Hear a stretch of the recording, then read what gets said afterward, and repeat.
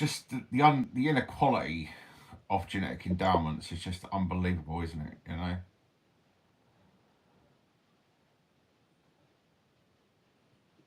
I mean, I've spoken about it. I've done how many real lives? Probably, if I look at the ones I've deleted, I've probably done 150. If you look at the ones that I did in my second channel, I've probably done somewhere in the region of 250 lives in my life, maybe more.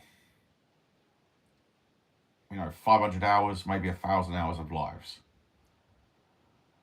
And the common thread of all of them is that there's genetic inequality.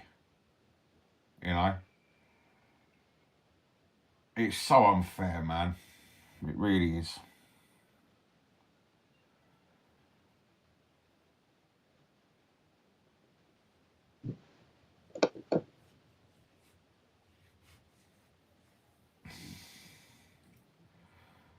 Some people really get the short end of the genetic stick.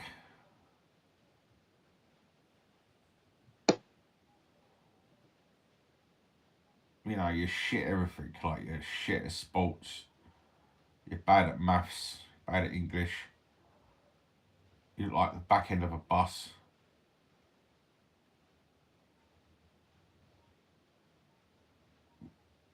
Some people get such bad genetic luck that it's just almost unreal, And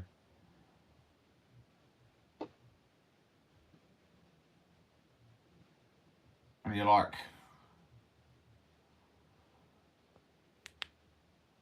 honestly, we're starting to say most people got bad genetics, yeah.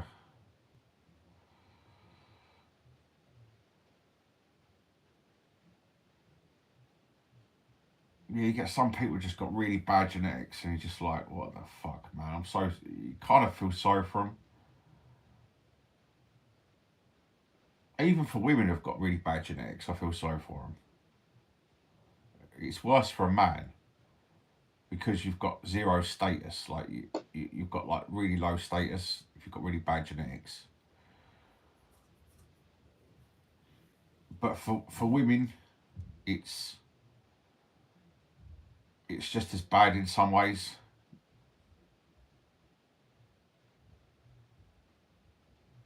Just being at the bottom of the totem pole.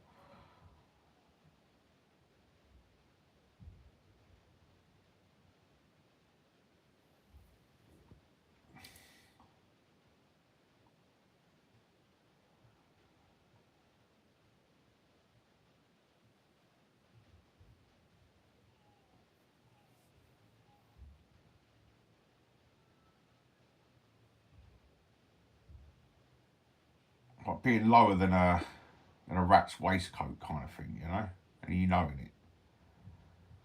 And you've done nothing to deserve it. Just being born. I did a poem. I wrote a poem, sorry. Oh.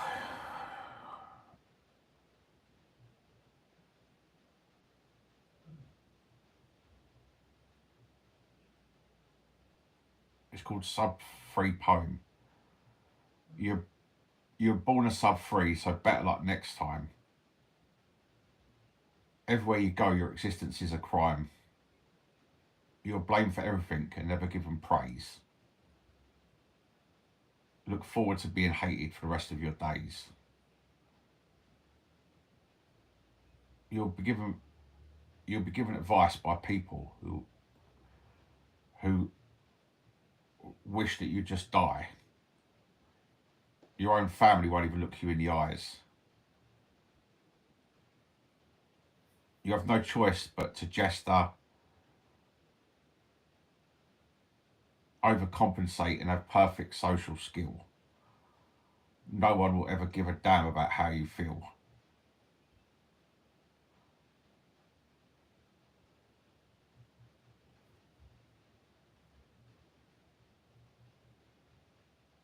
And I can't remember the last bit, but that's like the general gist.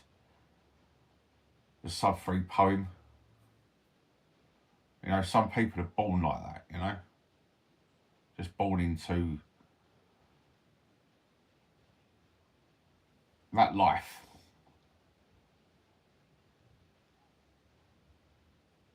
And you're like, why? What has anyone done to deserve that shit? You know, there's literally no reason for it. It's a bit like what Schopenhauer spoke about, the German philosopher.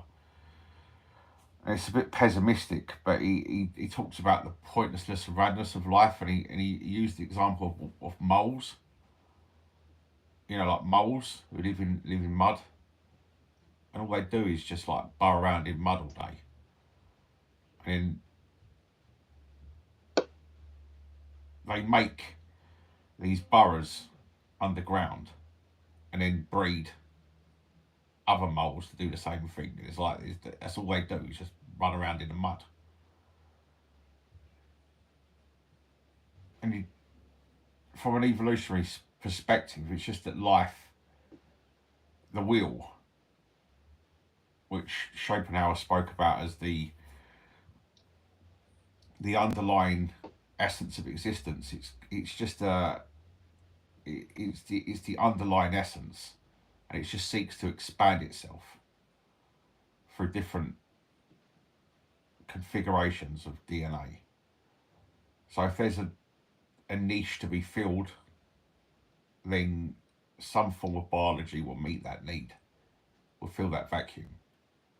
But there's no essential point. There's no essential meaning to it. It's just something that humans can abstract because of their ability to imagine something that's not even there.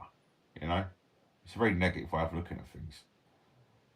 But then DNA, the way it shuffles and the way it is configured, it either gives you an advantage or a disadvantage for fitness. You know, it's a very evolutionary way of thinking. And as long as you pass on your DNA, that's what counts, because that's all the will is. It's just passing on DNA, because that is the essence of why it exists in the first place. It's the existence for existence's sake. It's got no purpose to it whatsoever. And in some people, the configuration's so bad that they become like a dead end. And then the central reason for them being here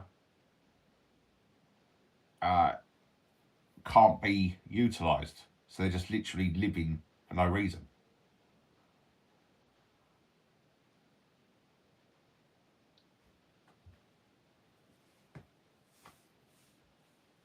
And that's like the unfairness of it, because nobody chooses their configuration. Nobody chooses how they're born. They're just born a certain way, and then they're met with all these demands, and there's nothing you can say.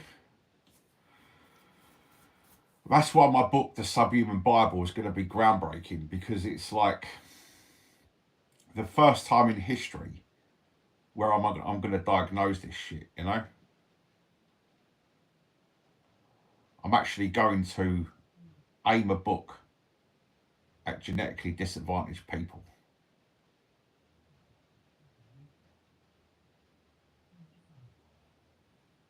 And I'm going to try and answer questions from that perspective. It's never been done before.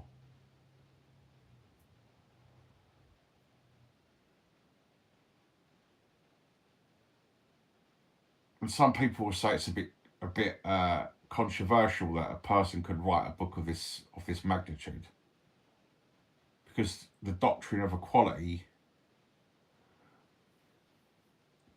doesn't allow acknowledgement of this sad reality of the disadvantaged person. So they're told to not accept the truth. It's actually immoral to do so. But the sub-3 poem, which is going to be the introduction to my book, that will explain the general narrative of why this book exists, you know?